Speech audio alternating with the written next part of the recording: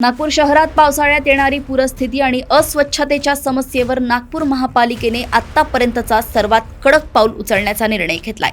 शहरातील नाल्यांमध्ये सर्रास कचरा, प्लास्टिक किंवा राडारोडा फेकून नाले चोक करणाऱ्या आणि वारंवार सांगूनही रस्त्यांवर अतिक्रमण करणाऱ्या बेजबाबदार नागरिकांवर आणि व्यापाऱ्यांवर आता थेट पोलिसात FIR म्हणजेच फौजदारी गुन्हा दाखल केला जाणार आहे।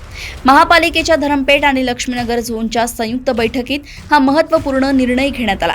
शहरातील अवैध बांधकामे, रस्ते आणि फुटपाथवरील अतिक्रमण, पावसाळ्यापूर्वीची नाले सफाई आणि सीवर लाईन चोकेज यांसारख्या गंभीर समस्यांवर नगरसेवक आणि मनपा अधिकाऱ्यांची ही बैठक झाली। मनपा आयुक्तांनी स्पष्ट आदेश दिले आहेत की नाल्याची सफाई केल्यावर कचरा तिथेच पडून राहता कामा नये। यासाठी मिशन 100 दिवस प्रभावीपणे राबवले जावे।